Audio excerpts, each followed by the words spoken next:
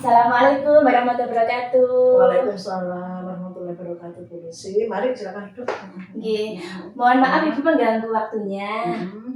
Ibu di sini saya sebagai calon guru penggerak, saya ingin mendapatkan sebuah wacana Ibu tentang praktik pengambilan keputusan yang dijalankan oleh Ibu sebagai seorang pimpinan sekolah. Nah, terutama untuk kasus-kasus yang sifatnya dilema atau saling bersinggungan, ya pasti kita akan dalam keseharian kita pasti akan menemukan suatu peristiwa atau kasus di mana nilai-nilai kebajikan saling bersinggungan, sama-sama benar. Okay. Atau mungkin bersifatnya bujukan. Nah bagaimana Ibu ya mengidentifikasi suatu kasus atau peristiwa yang sifatnya dilema atau mungkin bersifat bujukan. Seperti itu Ibu, bagaimana? Ya, terima kasih Bu Lucy. Di TK khususnya ya kadang ada terjadi dan bahkan ya rodok-rodok sering gitu ya. Suatu kasus, satu peristiwa yang memang sangat-sangat dilema. Contoh yang pertama di bidang kepegawaian. Nah, kayak kemarin gitu ya. Kita kan beberapa bulan yang lalu tenaga cleaning service kita kan mengundurkan diri. Nah, terus kan akhirnya kita masih belum dapat. Akhirnya sementara kita bersihkan dulu. Nah, kemudian beberapa bulan begitu ada tetangga yang kebetulan juga mantan wali murid. Nah, itu menawarkan diri. Menawarkan diri untuk bersedia menjadi tenaga cleaning service. Nah, ini kan saya juga senang. Senangnya kenapa? Karena mereka menawarkan diri dari satu sisi berarti ada kesungguhan. Nah, di satu sisi saya juga butuh. Nah, berarti kan sama-sama butuhnya.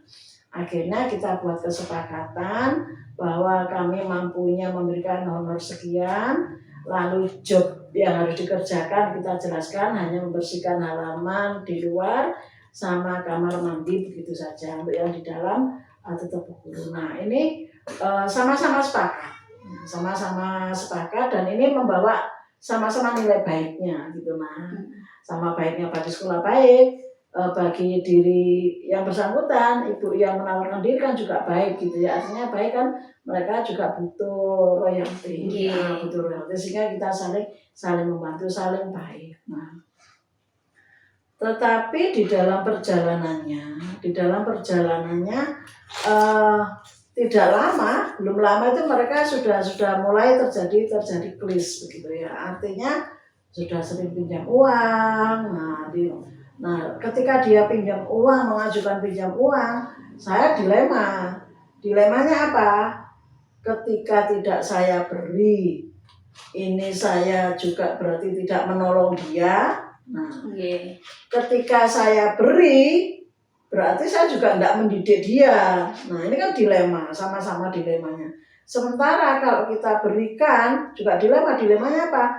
Keuangan kita ini kan hampir pas gitu. Jadi sudah budgetnya hanya segitu. Nah, sehingga melihat keadaan seperti itu akhirnya saya berpikir yang kami tempuh adalah saya bermusyawarah langsung dengan yayasan. Kenapa kok dengan yayasan, tidak dengan bu guru? Karena sifatnya ini personal, individual dan sifatnya menyangkut SDM. Nah, saya ngomong sama yayasan, terus akhirnya yayasan memberikan saran.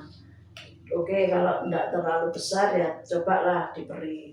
Tetapi uang saya untuk berikan tidak ada. Nah, uang kas sekolah ini untuk memberikan pinjaman ini tidak ada nominal yang dia minta. Akhirnya kemarin ini membujuk saya artinya dilema bagi saya. Akhirnya saya pinjami dengan uang pribadi. Saya pinjami dengan uang pribadi, tapi dengan ikatan apa saya buatkan kwitansi di situ. Nama ini telah menerima uang nominal sekian pinjaman pribadi, janji mau dikembalikan 3 hari setelah waktu itu. Sampai berjalan beberapa bulan ini tidak balik-balik. Nah, tapi juga saya ingatkan. Nah, saya kan punya kewajiban untuk mengingat. Selalu saya ingat ketika dia saya gaji, ketika dia dapat royalti, kalau saya misalnya tidak nurani saya tidak berbicara, langsung saya potong. Tapi karena nurani saya berbicara, enggak sih coba sih bagaimana dia. Tapi ketika saya gaji, dia tanda terima, terus tanya gimana pinjamannya kemarin. Nah, dia semoyo orang sana mundur minta undur, ya sudah saya terima apa.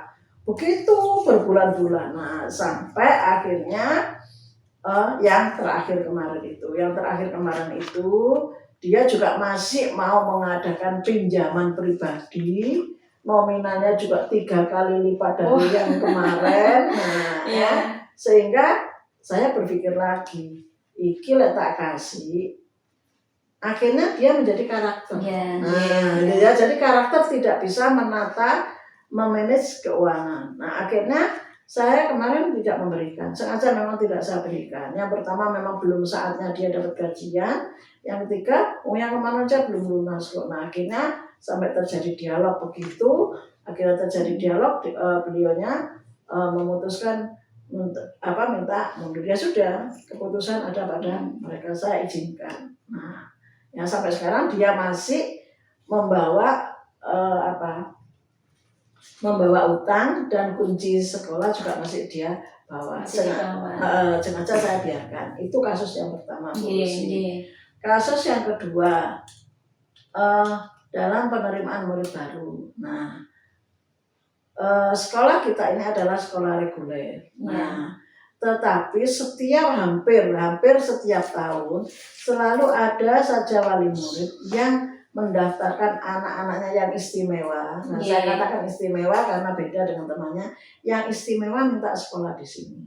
Nah, ini sangat bersinggungan. Kenapa sangat bersinggungan? Karena kurikulum yang sudah kita sepakati, yang kita gunakan adalah kurikulum untuk anak-anak yang reguler. Nah, tetapi setiap tahun ada orang tua yang punya anak istimewa minta sekolah di sini. Nah, ini dilema. Dilema. Kalau saya tolak, saya tidak memberikan layanan pendidikan, padahal anaknya ini berhak mendapatkan layanan pendidikan. Saya terima, di sini kami tidak mempunyai kurikulum dan tidak punya tenaga ahli yang nangani anak-anak yang istimewa. Akhirnya apa? Kebijakan yang kami tempuh adalah saya mengadakan pendekatan personal kepada orang tuanya. Kita jelaskan, sekolah ini seperti ini, seperti ini, seperti ini. Saya arahkan Ananda yang punya keistimewaan ini, saya arahkan di sekolah yang memang mengembangkan yang punya tenaga bisa untuk anak-anak yang istimewa. Nah, di dalam pelaksanaannya hampir selalu beliau itu orang tua tidak berkenan untuk menyekolahkan anaknya di sekolah yang berkebutuhan khusus yang untuk anak-anak istimewa. Nah, akhirnya karena mereka menolak, ya sudah, akhirnya kita terima. Kita terima ini dalam rangka koridor kita, karena anak-anak ini berhak memperoleh layanan pendidikan. Nah, akhirnya kita tetap wajib menerima. Nah, akhirnya kita terima. Nah, ketika kita terima, selalu ketika di DTK kita 6 bulan itu, setiap 6 bulan untuk anak-anak yang seperti ini kita intenskan, tidak 6 bulan, 3 bulan kita lihat, terus kita perpanjang 6 bulan, 3 bulan. Nah, ketika memang sudah memenuhi syarat, artinya sesuai dengan checklist itu, lalu kita konsultasikan dengan pihak puskesmas. Nah, kita rujuk ke sana. Nah, kita rujuk ke sana ya. Setelah kita beri rujukan, orang tua kita kita lus kita ajak konsultasi, kita ajak diskusi untuk mau berangkat, memberangkatkan Ananda ke puskesmas. Nah, direspon oleh puskesmas. Orang tua berangkat, saya dengan pihak puskesmas selalu kontak. Nah, puskesmas juga selalu memberikan wadah yang bagus. Nah, sehingga anak-anak ini ketika di puskesmas maka pihak puskesmas kan lebih berwenang ketimbang saya. Beliau merujuk. Terus ketika beliau merujuk, rujukan ini kadang direspon, kadang tidak. Yang tidak direspon ya akhirnya kita berusaha kita ajak diskusi gitu. Tapi masih tetap aja mereka belum paham gitu ya. Belum paham dan tidak mau, macam-macam alasannya. Ya mungkin karena mereka sibuk waktunya, dua mencari yang dekat, mungkin mencari juga yang finansial. Ada pernah yang kami rujuk langsung kita antar, mau dulu namanya Siti Komaria itu langsung kita rujuk ke SLB, saya antar sampai daftar, sampai mereka sekolah 1 minggu saya dampingi, orang tua kita dampingi. Dan ketika di sana alhamdulillah kok mereka mau bisa. Akhirnya sudah minggu kedua kita lepas. Kemudian kemarin itu ada siapa ini si Nada, kita dampingi ya, kita dampingi, tapi karena orang tua tidak berkenan ya sudah kita semaksimal. Kemudian ada juga kemarin kan di kelasnya Bujan, saat ini Arjuna ada. Tetapi saya di samping merujuk itu tadi, merujuk dia untuk ke tenaga yang ahli, maka saya ikut komunitas. Komunitas guru berkebutuhan khusus. Saya masih meskipun kita bukan sekolah inklusi meskipun kita bukan sekolah inklusi, tapi kita masuk di grup di situ sehingga ketika itu kita diskusi di sana, dan saya sering mendapatkan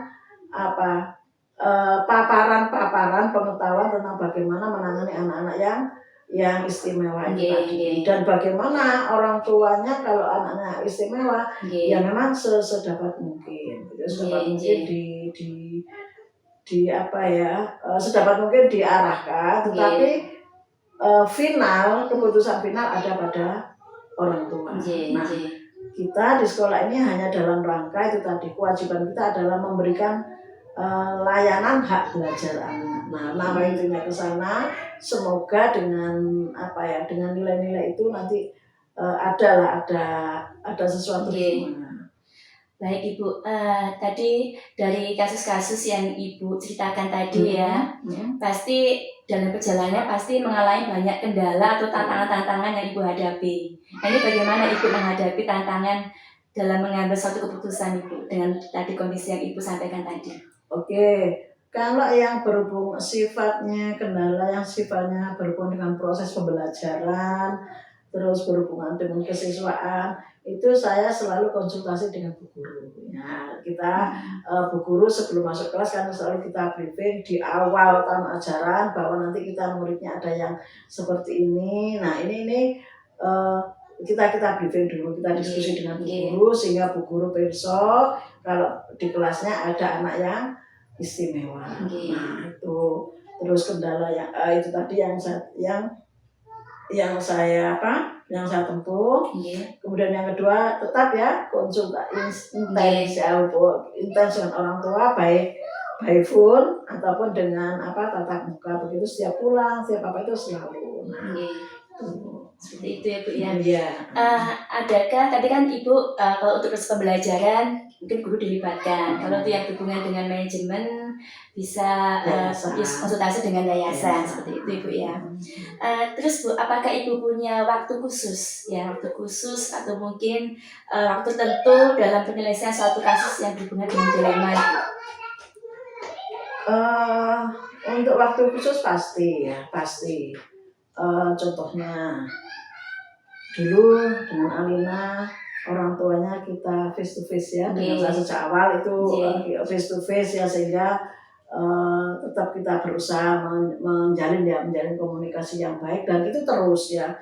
Contoh untuk Alina itu kan ketika dia waktunya kontrol, selalu saya Bu mohon maaf izin mengingatkan waktunya kontrol, sehingga dia kontrol. Orang tua juga bagus responnya ketika dia kontrol, dia foto, dia kirim.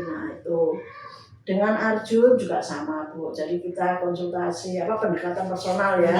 Itu kemudian dengan Arjun ini beberapa hari ini saya menyediakan waktu 15 menit awal. So dengan ibundanya Arjun ini, Sama Arjunnya juga. Sama Arjunnya. Karena si Arjun ini 3 kali ya, mulai Senin kemarin, Senin Selasa Rabu berarti ya. Ini selalu doa awal dengan saya, pembukaan dengan saya. Terus ini tadi sudah mulai saya coba ikut ngaji, dan ini tadi juga sudah mulai ikut membuat coretan-coretan.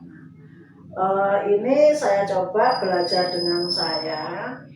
Kemudian 30 menit saya, setelah itu saya kembalikan ke kelas ke Bu Novi. Nah, ini dalam rangka apa? Kalau dengan saya kan hanya nggak ada sosialisasi ya, karena sifatnya personal. Kalau dengan Bu Novi kan saya berharap dia bisa bersosialisasi. Nah, nanti coba kita apa ya? Kita evaluasi lagi seperti itu. Baik Ibu, dari semua yang sudah Ibu sampaikan tadi, Ibu, pembelajaran apa yang dapat Ibu petik dari pengalaman-pengalaman Ibu dalam mengambil suatu keputusan yang sifatnya dilema tadi, Ibu?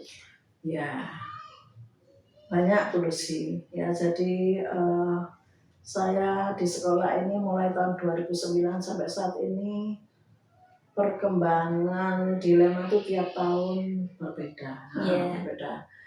Pelajaran yang saya ambil itu satu ya, menjadi orang tua itu tidak mudah. Apalagi saya ini kan menjadi orang tua itu, kalau di sekolah ya orang tuanya anak-anak, juga orang tuanya bu guru gitu, nah ya, juga orang tuanya wali murid. Nah, sehingga saya itu betul-betul tiap tahun itu ritmenya beda-beda. Ritmenya beda, permasalahan juga beda-beda. Kalau saya amati pelajaran itu satu ya, memimpin orang itu betul-betul membutuhkan satu kesabaran yang tanpa batas. Yang kedua, ketika kita memimpin orang ya, sebelum memimpin orang, maka siapkan dulu mindset kita. Itu adalah bahwa orang itu tidak bisa nuruti kemauan kita, gitu ya. Jadi kita sifatnya hanya memfasilitasi. Nah, sehingga saya kepada wali murid ya sifatnya memfasilitasi, kepada bu guru sama juga, saya hanya memfasilitasi, mendorong untuk bisa ya sedapat mungkin lah, sedapat bu guru sedapat mungkin bisa berkembang studi dan karirnya, gitu ya. Dengan wali murid sama. Saya juga memfasilitasi mereka untuk berkonsultasi, bahkan yang tadi nyata ya. Bahkan sampai konsultasi permasalahan rumah tangga, dan anak-anak. Masalah internal juga disampaikan. Itu ya, ibunya Alina juga itu sering ya, itu sifatnya malah sifatnya kok sifat pribadi ya, masalah seperti itu. Nah ya, alhamdulillah. Nah, di satu sisi saya juga belajar. Saya belajar pada kehidupan perjalanan hidup para wali murid, juga perjalanan hidup anak. Nah, satu ya semoga generasi penerus bangsa ini nanti semuanya dicerahkan oleh Allah ya. Amin. Saya bantu dengan berdoa, ya Allah, semoga anak-anak generasi penerus bangsa ini nanti semoga semuanya baik, dan semoga juga orang tuanya juga menjadi orang tua yang baik, yang amanah, bisa mengarahkan anak-anak. Karena prinsipnya tiap anak punya potensi, tiap anak akan diberi kelebihan oleh Allah. Hanya kita kadang yang masih mencari di mana potensi dan kelebihannya setiap anak. Berarti pengambilan keputusan yang diambil oleh Ibu itu berdasarkan juga berpihak pada murid ya tadi Bu ya, berpihak pada murid, terus juga harus bertanggung jawab juga, dapat bertanggung jawabkan, dan tentu harus mempunyai nilai-nilai kebajikan yang bersifat universal yang disepakati oleh semua orang, baik wali murid, baik dari pihak manajemen maupun dari pihak gurunya. Baik Ibu, terima kasih banyak, luar biasa. Saya amin. Terima kasih. Saya banyak sekali belajar dari Ibu Siti Khadijah. Mohon maaf Ibu, terima kasih banyak. Sama-sama, semoga sukses ya. Amin Pak Lami. Sukses mencerdaskan anak bangsa, Amin. ilmunya bermanfaat. Ya. Assalamualaikum warahmatullahi wabarakatuh. Waalaikumsalam warahmatullahi wabarakatuh. Semoga Assalamualaikum warahmatullahi wabarakatuh. Warahmatullahi wabarakatuh. Oke, terima kasih banyak loh Bu Yosi sudah menyempatkan waktunya untuk kita berbincang-bincang pada siang hari ini. Oke, sama-sama. Ada yang bisa saya bantu? Oke, terima kasih Bu Yosi. Sebelumnya perkenalkan, saya Luciana Evianti, calon guru penggerak angkatan 7 dari Kota Malang. Oke. Oke, Bu Yosi, pengen sharing nih Bu Yosi. Saya ingin mendapatkan wacana ini Bu Yosi tentang praktik pengambilan keputusan yang bertanggung jawab, khususnya untuk kasus-kasus dilema. Nah, ini pasti kan kita setiap hari pasti kita akan mendapatkan suatu peristiwa atau kasus-kasus yang dimana nilai-nilai saling bersinggungan. Nah, ini yang jadi pertanyaan saya Bu Yosi, bagaimana Ibu dalam keseharian Ibu sebagai pimpinan sekolah, sebagai pimpinan sekolah mengidentifikasi kasus-kasus yang merupakan dilema, ya, ataupun kasus-kasus yang merupakan rujukan, atau saya istilahkan rujukan moral, seperti itu. Oke. Terima kasih. Sebenarnya kasus kalau di sekolah itu banyak kan ya, bisa dari anak-anak, bisa dari wali murid, bisa jadi guru-guru kita sendiri, yang kadang-kadang memang di situ ada berbenturan kepentingan, begitu kan. Nah, kalau itu masalah berkaitan dengan murid kan kadang-kadang gurunya sudah bisa mengatasi, kecuali guru-guru tidak bisa mengatasi baru ke kami, begitu. Tetapi kalau ini kaitannya dengan permasalahan yang dihadapi guru-guru itu sendiri, yang pertama ya tentunya saya tahu bahwa ada perilaku yang tidak seharusnya ada di sekolah. Artinya perilaku itu baik secara aturan maupun secara moral sebenarnya tidak boleh ada di sekolah. Nah, dari sana kemudian saya apa ya istilahnya, identifikasi, mencari tahu, mungkin dengan bertatap muka dengan beliaunya atau cari info dari teman-teman yang lain, seperti itu sih. Nah, untuk Ibu sendiri selama ini bagaimana Bu Yosi menjalankan pengambilan keputusan, terutama untuk kasus-kasus tadi yang dimana ada dua kepentingan yang sama-sama benar atau sama-sama mengandung nilai kebajikan? Sebenarnya kalau mengingat tugas tanggung jawab tupoksi guru-guru itu datang ke sekolah kan memang tupoksinya untuk mengajar, untuk mendidik. Kalaupun ada dua kepentingan yang harus dibenturkan di situ, ya tetap kalau menurut saya ya harus nomor satu apa tujuan dia datang ke sekolah, begitu kan. Itu pertama. Yang kedua kan berkaitan misalnya ini dengan honor, dengan gaji. Dia dihonor dan digaji di situ untuk apa, begitu. Sehingga kalau ada kepentingan lain yang meskipun itu sama-sama baik, tetapi kan beliaunya itu datang ke sekolah dalam rangka apa, itu biasanya. Jadi saya mungkin saya panggil beliaunya, saya ajak ngobrol, ya berdasarkan itulah, berdasarkan tujuan utama dia datang ke sekolah apa. Perkara kemudian dia ada kepentingan lain yang berbenturan di situ, sepanjang bisa ditoleransi lah misalnya, entah biasanya kan perkara waktu ini ya, perkara waktu. Kalau bisa ditoleransi karena waktu yang dia minta itu tidak lama ya it's okay. Tetapi jika waktu yang dia butuhkan untuk kegiatan lain meskipun itu sama-sama baik dan pada akhirnya mengganggu kegiatan belajar mengajar, ya tetap saya kasihkan pilihan ke dia, begitu, dengan dasar bahwa jenengan datang ke sini tujuan utamanya apa, kan begitu. Jadi lebih kita gali tujuannya apa, lalu kita komunikasikan ya secara tentunya dengan komunikasi yang positif ya Bu ya. Terus Ibu, langkah-langkah prosedur apa yang biasanya Ibu lakukan dalam menghadapi suatu kasus yang Ibu jalankan setiap hari? Yang pertama kan tentu saya dari pengamatan, dari pengamatan sehari-hari. Adakah yang berubah dari kebiasaan yang seharusnya ada di sekolah? Adakah kebiasaan kemudian yang menyimpang dari aturan yang ada di sekolah atau aturan dari pemerintah? Kalau dirasa itu memang ada, biasanya saya cari info dulu. Dari teman-teman. Misalnya ini si Allah kok begini sih, apa mungkin kadang-kadang kan begini, teman-teman itu nggak berani curhat ke kami sebagai kepala sekolah, curhatnya ke teman. Nah, jadi saya cari infonya dulu ke teman. adakah si A ini ngomong tentang ini, tentang permasalahannya seperti ini. Kalau sudah dapat info, saya kumpulkan. Kalau belum dapat, kemudian saya cross check dengan yang bersangkutan. Biasanya prosedurnya seperti itu.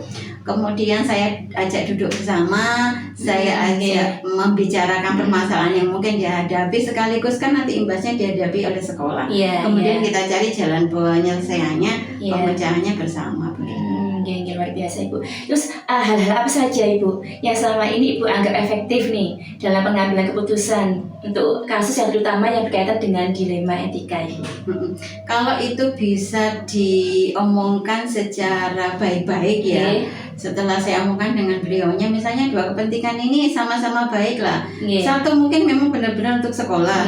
Kemudian yang kedua ini ada kepentingan di luar yang mungkin tujuannya juga untuk pemerintah, karena di sekolah kami itu pernah. Jadi dia harus ada di sekolah, kemudian dia ikut sebagai tim survei dari pemerintah, seperti itu. Nah, kembali lagi kalau memang itu dalam jangka waktu yang tidak panjang masih bisa ditoleransi perkara izin, oke. Tetapi kalau tidak ya tetap saya kasihkan pilihan. Milih mana? Milih sekolah atau milih, kalau memang abotnya di sana ya monggo, silakan keluar dari lingkungan sekolah. Kalau memang kita bertahan di sini ya di sana harus ditinggalkan. Bukannya kejam, tetapi kan memang harus ada tanggung jawab di sekolah yang harus beliau lakukan. Betul sekali.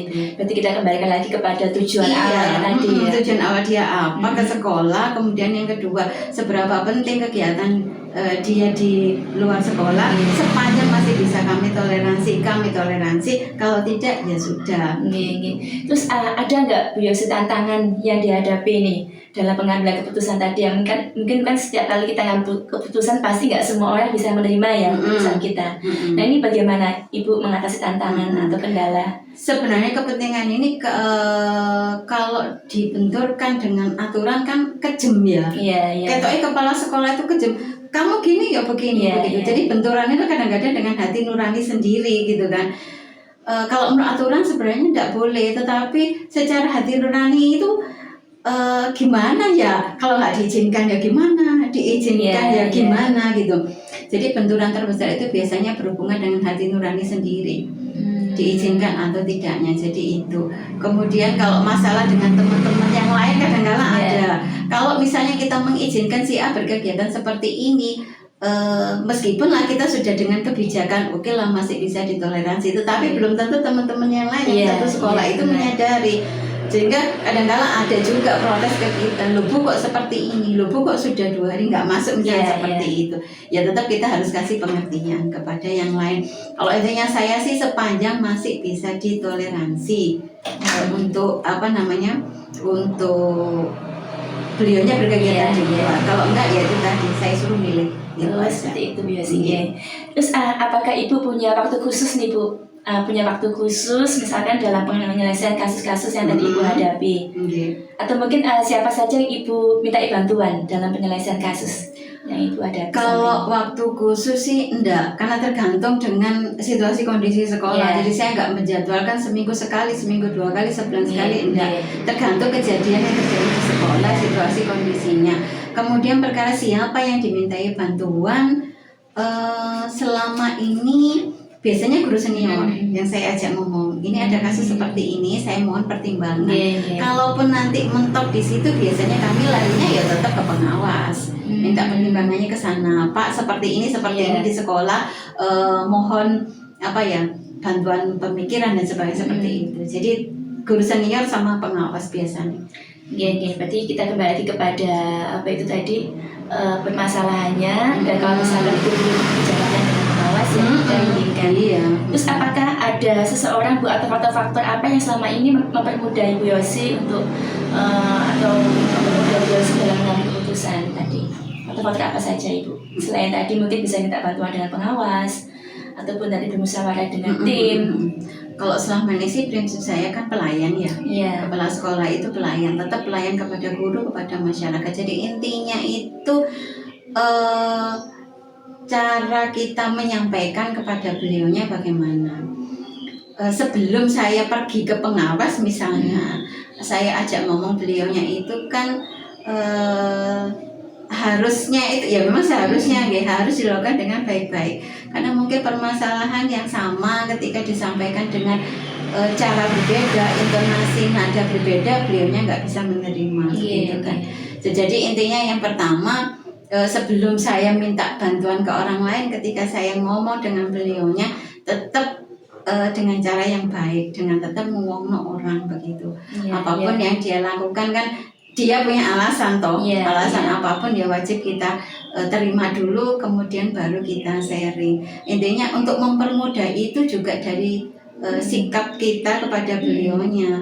Kita juga harus kooperatif ke beliaunya, sehingga beliaunya mau kooperatif ke kita. Saya kira itu yang memudahkan.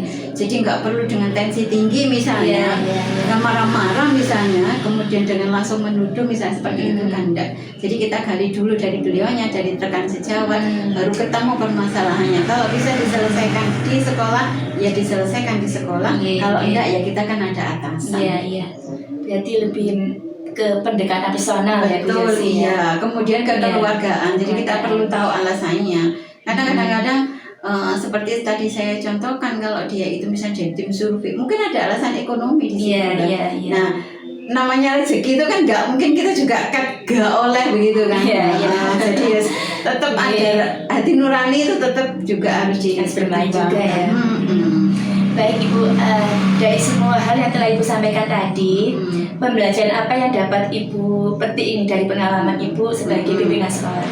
Jadi yang pertama, sebagai pimpinan memang ya kita itu tauladan kepada siapapun yang ada di sekolah. Yang kedua, setiap pengambilan keputusan kalau misalnya nggak boleh otoriter, artinya harus kita pertimbangkan di situ ada teman meskipun lah itu bawahan, tetap harus kita anggap teman.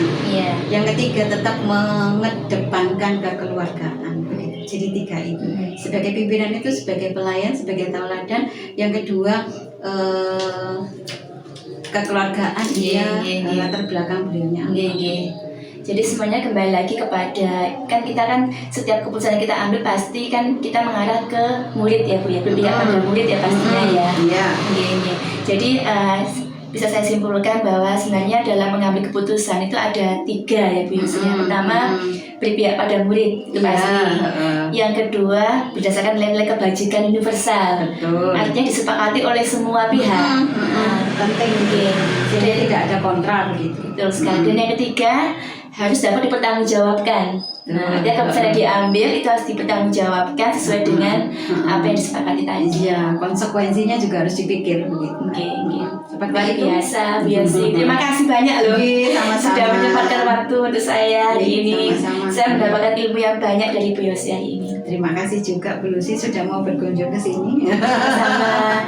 Terima kasih banyak Bu Yosi. Mohon maaf ya. Selamat siang. Selamat siang Ibu. Bagaimana kabar?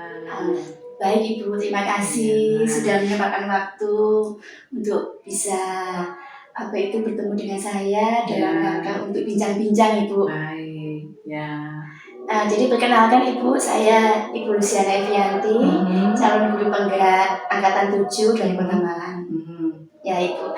Jadi Ibu gini, tujuan saya di sini adalah dalam rangka saya ingin mendapatkan sebuah wacana Ibu tentang praktik pengambilan keputusan dari yang sudah Ibu jalankan sebagai seorang pimpinan sekolah, terutama untuk hal-hal yang berkaitan dengan dilema, ya. Jadi ada nilai-nilai yang saling bersinggungan. Nah, atau bisa jadi mungkin suatu peristiwa yang bersifat rujukan moral. Nah, ini bagaimana Ibu mengidentifikasi suatu kasus yang merupakan dilema ataupun bisa jadi bersifat rujukan Ibu. Baik begini Bu Lucy, sebenarnya memang setiap sekolah itu masing-masing punya masalah ya. Nah, di sekolah kami juga tidak terlepas dari masalah yang seperti itu. Kadang-kadang ada banyak datang masalah dari mana-mana. Biasanya masalah-masalah yang datang yang seperti itu tuh beruntun. Nah, ada masalah yang datang dari anak-anak, ada masalah yang datang dari mohon maaf, biasanya wali juga yang seperti itu. Nah, hal-hal yang berhubungan dengan rujukan moral ya tadi yang ditanyakan dengan dilema. Nah, kebetulan sekolah kami yang ada di sini itu ada beberapa yang dalam tanda kutip kurang berkenan yang seperti itu kan biasanya ayo sekolah aja di sana, sekolah ini itu seperti ini. Nah, menghadapi orang-orang yang seperti itu tuh biasanya kami mengidentifikasinya bagaimana. Kami hanya melihat saja, oh orang ini dengan dari cara berbicaranya, sesuatu yang disampaikannya, itu kan biasanya kami juga mendengar yang seperti itu. Kemudian menghadapi, maksudnya berhadapan langsung dengan kami itu biasanya gesturnya itu kan sudah kelihatan seperti itu. Nah itu kan dilema. Di satu sisi mereka itu wali murid kami, calon wali murid juga, itu di satu sisi mereka ada gestur yang nggak suka sama kami misalnya. Nah, kami harus bagaimana yang seperti itu? Kami khususnya sekolah itu berusaha menunjukkan bahwa sekolah kami itu tidak seperti yang dipikirkan, tidak seperti yang selama ini didengar dari orang-orang luar yang memang notabene mereka dalam tanda kutip tidak senang dengan kami. Jadi itu cara mengidentifikasikan mungkin dengan apa yang sudah disampaikan, kemudian dengan gesturnya, olah tubuhnya yang seperti itu sudah menunjukkan. Nah itu caranya kami harus gimana sih kami menunjukkan bahwa tidak seperti yang dipikirkan oleh mereka. Berarti dari apa yang dikatakan, dari gesturnya, bagaimana mereka bersikap dengan kita gitu Bu ya. Betul. Terus Ibu bagaimana Ibu menjalankan pengambilan keputusan Ibu di sekolahnya yang Ibu pimpin ini ya, terutama untuk kasus-kasus yang sifatnya tadi ada dua kepentingan yang sama-sama bernilai benar ya Bu. Nah ini bagaimana Ibu? Baik, kebetulan saya di sini itu berkembang berasal dari bersama-sama dengan Bapak Ibu guru. Jadi bukan saya datang ke sini langsung sebagai kepala sekolah, enggak. Jadi kami bergerak bersama-sama mulai dari awal dan seterusnya. Jadi saya itu mengenal betul Bapak Ibu guru yang bekerja bersama-sama dengan kami. Karena itu untuk pengambilan keputusan bukan saya otoriter, enggak, saya harus tidak yang seperti itu. Bagaimana sih Bapak Ibu melihat yang seperti ini?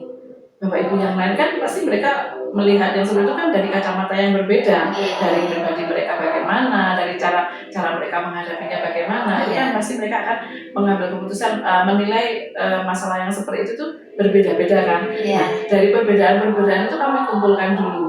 Oh, kalau menurut Bapak Ibu yang seperti ini bagaimana? Kalau menurut Ibu ini yang seperti ini bagaimana? Nah, dari hal-hal yang berbeda-berbeda itu, kira-kira cara yang terbaik itu bagaimana? Jadi saya tidak otoriter harus seperti ini.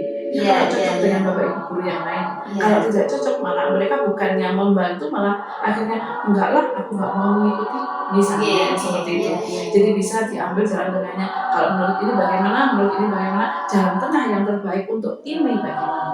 Jadi bukan otoriter sekali lagi yang seperti itu. Begitu? Iya, betul Bu. Berarti memang jadi seorang pemimpin itu kadang-kadang memang kita dalam keseharian kita pasti ya kita menemukan suatu hal-hal peristiwa yang dilema, tadi yang mungkin bersifat rujukan tadi Bu ya. Terus bagaimana Ibu langkah-langkah prosedur apa yang biasa Ibu lakukan ini selama ini dalam menghadapi peristiwa berbagai macam peristiwa tadi? Biasanya saya mendengar yang seperti ini. Oke lah, kita tahu dulu, tapi bukan kita harus menampung lebih lama-lama, tidak, karena hal-hal yang seperti ini itu harus segera diatasi, harus segera dieksekusi, diambil tindakan. Ini harus bagaimana? Karena mau tidak mau kita harus mengatakan bahwa hal-hal yang seperti itu otomatis menyangkut nama baik sekolah kan. Nah, nama baik sekolah yang ada di sini otomatis nama baik Bapak Ibu guru, otomatis nama baik anak-anak kami yang seperti itu. Jadi setelah kami mendengar, kemudian mencari informasi dan yang lainnya, dan itu tidak perlu waktu yang lama, akan segera kami rapatkan. Dan seperti yang tadi saya katakan, bagaimana yang seperti ini, bagaimana yang seperti ini, barulah kami ambil keputusan supaya enak di Bapak Ibu guru, enak di anak-anak, enak di orang yang menimbulkan masalah itu tadi. Jadi supaya kami tetap terjalin, boleh dikatakan silaturahmi nggak terputus yang seperti itu. Kami hanya harus meluruskan bahwa nggak seperti yang kamu katakan, seperti itu. Jadi tadi melibatkan guru juga ya Bu dalam mengambil keputusan. Selain dengan Bapak dan Ibu guru, Ibu siapa saja Ibu yang biasa Ibu minta bantuan dalam pengambilan keputusan Ibu? Sebetulnya yang ada di sini ini kami merasa bahwa kami itu satu keluarga. Jadi baik TU, kemudian kalau masalah-masalah yang lainnya, bila perlu boleh dikatakan cleaning service kami yang ada di sana itu kan sudah Iya. membuka bahwa kami nggak harus selalu bahwa saya kepala sekolah kamu hanya cleaning service tidak. Kalau seandainya mereka punya pemikiran yang baik untuk perkembangan sekolah, untuk mengatasi masalah-masalah yang seperti ini, ya mereka akan membantu Iya, kami. iya. Guru BK itu tidak akan pernah melepas saya karena guru BK itu yang harus dekat dengan orang tua murid, harus dekat dengan anak-anak, dan itu juga harus dekat dengan kami. Jadi guru BK itu banyak perannya, kemudian kurikulum dan yang lain. Tapi kami dan saya menganggap bahwa mereka tidak harus diistimewakan sama semuanya. Jadi semuanya masing-masing pribadi itu punya hak untuk memberikan urun rembuk. Oh ini loh, ini pendapat saya. Kalau saya punya solusi yang seperti ini, jadi masing-masing dengarkan. Betul. Tadi ketika Ibu dalam mengambil suatu keputusan, Ibu pernah nggak menghadapi tantangan atau kendala selama proses pengambilan keputusan tadi Ibu? Dan bagaimana Ibu menyikapi tantangan tadi Ibu? Banyak lah tantangan yang seperti itu pasti banyak. Contohnya seperti apa Ibu contohnya? Misalnya pengambilan keputusan seperti yang saya katakan tadi, kami itu kan maunya sama-sama nyaman ya, kan? Tapi kan ada juga beberapa orang yang mengatakan saya nggak cocok dengan cara kamu. Pasti ini kan pasti tantangan kan, Iya. dan itu biasanya mereka misalnya yang nggak cocok dengan apa yang sudah kita putuskan yang ada di sana, dalam bahasa kita yang ada di sana gembosi lah. Maksudnya tidak akhirnya tidak mendukung. Iya. Tidak mendukung keputusan yang ada di sana, dan itu mereka kesannya menyendiri seperti itu. Maka kalau ada yang seperti itu, ya kita ngomong dari hati-hati. Saya tidak akan pernah memanggil silakan datang ke kantor saya, tidak. Bahkan kita sering jalan. Jadi pendekatan personal. Sesuai dengan yang kami punya, moto kami itu kan melayani dengan kasih begitu ya. Maka kami akan mengadakan pendekatan dengan orang tua. Anak-anak pun juga akan seperti itu. Dengan orang tersebut misalnya, ayo kita ngomong. Kenapa sih? Maksudnya kenapa kok yang seperti ini? Yang diinginkan itu apa? Yang seperti itu. Sehingga kami bisa menjelaskan tujuannya itu untuk yang seperti ini.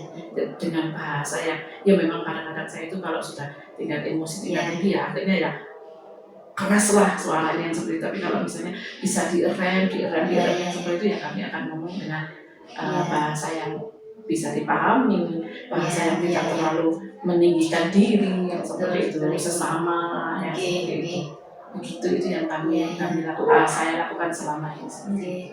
Karena memang kadang-kadang tuh kalau kita mengambil suatu keputusan kan tidak semuanya bisa menerima ya Bu. Apalagi sebagai pimpinan itu kan memang kita sering menghadapi hal-hal yang kita kan bertemu sebagai pemimpin kan menghadapi orang banyak Ibu ya. Jadi nggak semua satu suara kadang-kadang ya. Nah Ibu sebagai pimpinan ini kan kadang ya pasti bingung juga ya gimana yang memutuskannya ini ya. Nah dalam kondisi seperti ini Bu, apakah Ibu punya waktu khusus nih Bu? Punya waktu khusus untuk misalkan Ibu dalam penyelesaian permasalahan yang Ibu hadapi tadi, misalkan ada waktu tertentu misalkan atau mungkin punya pendekatan yang lain tadi selain dengan pendekatan personal. Ya seperti itu. Kalau misalnya ternyata cara ini kok ada yang nggak mendukung, sudah diberitahu misalnya sudah sampaikan tujuannya begini supaya tidak A, tidak B, tidak C, supaya semuanya rata enak semuanya. Ternyata kok masih belum bisa mendukung. Akhirnya kan mengadakan pertemuan bersama-sama. Jadi segala macam keputusan itu bukan seperti yang saya katakan dari awal, saya tidak otoriter. Saya selalu mengedepankan ayo kebersamaan. Jadi apapun yang terjadi ya kita hadapi bersama. Risiko-risiko bersama ya meskipun pada akhirnya kalau memang tidak bisa bersama-sama yang seperti itu, ya otomatis semuanya akhirnya muaranya ke saya. Tapi kalau seandainya masih mampu untuk diselesaikan bersama, ya ayolah yang seperti itu. Jadi kalau seandainya satu orang ini atau 1-2 orang yang menentang ini masih belum bisa diadakan pendekatan, masih belum bisa, ya mari kita ngomong bersama. Kalau ternyata cara ini ada yang tidak suka, baik kita coba cara yang lain. Tapi pada umumnya setelah kami mengadakan yang seperti itu masalah sudah sedikit terurai. Kemudian mari kita coba yang lain lagi. Mungkin ibu dengan cara yang seperti ini, bapak dengan cara yang seperti ini, sehingga masalah itu bisa benar-benar tercover semuanya. Berarti juga berlaku untuk semua ya, baik itu permasalahan dengan manajemen, karyawan, ataupun dengan murid, ataupun dengan wali murid ya Bu ya. Jadi lebih ke pendekatan personal tadi Bu ya. Karena itu tadi moto sekolah kami melayani dengan kasih, kami coba yang seperti itu. Gitu, luar biasa Ibu. Gitu. Ibu, dari semua yang Ibu sampaikan tadi, Ibu, pembelajaran apa yang dapat Ibu petik Ibu dari pengalaman Ibu tadi sebagai seorang pemimpin dalam mengambil suatu keputusan? Kalau saya menilai mengambil keputusan yang seperti itu, ternyata persaudaraan itu bisa mendukung semuanya. Jadi apa yang terasa berat itu kalau kita omong dengan saudara itu bisa diselesaikan dengan terasa ringan begitu, bisa iya ya ternyata seperti ini ya gitu. Jadi bisa dengan tidak lagi dengan muka yang, tapi bisa oh iya ya, jadi bisa menghadapi orang tua, murid pun, menghadapi anak-anak pun, kita nggak harus selalu dengan muka yang seperti itu, tapi oh iya ya, oh begitu ya. Jadi lingkungan itu juga ramah, kita itu juga ramah ke orang lain itu juga ramah, meskipun pada dasarnya di belakang ini kadang-kadang kami bisa kontok-kontokan, tapi ketika kami sudah menyelesaikan bersama-sama akhirnya iya lega lah ya, seperti itu. Jadi persaudaraan itu bisa menyelesaikan masalah yang besar yang kami hadapi bersama-sama itu. Baik Ibu, jadi lebih berdekatan secara personal, dari hati ke hati, musyawarah ya. Tadi di persaudaraan tadi melayani dengan cinta kasih betul, tadi. itu yang kami kedepankan. Terima kasih banyak Ibu. Saya belajar banyak dari Ibu hari Semoga ini. bisa membantu. Sama-sama. Apa yang kami alami bisa mungkin suatu saat bisa dipakai. Oh iya, ternyata di sana sudah ada misalnya seperti itu. Baik, jadi yang kalau saya simpulkan dari perbincangan kita kali ini Bu, jadi dasar pengambilan keputusan yang diambil oleh Ibu selaku pimpinan sekolah adalah yang pertama pasti berpihak pada murid ya Bu ya. Betul. Berpihak pada murid, yang kedua dapat dipertanggungjawabkan dan pasti sesuai dengan nilai kebajikan universal ya Bu ya. Betul. Ya. Karena harus disepakati oleh semua pihak. Iya. Tanpa kecuali anak-anak, bahkan sampai dengan cleaning service kami juga harus bersepakat. Baik Ibu, terima kasih banyak Ibu. Sama-sama, semoga membantu. Sama-sama, sukses dan sehat selalu buat Ibu. Amin, puji Tuhan juga untuk Ibu juga seperti itu.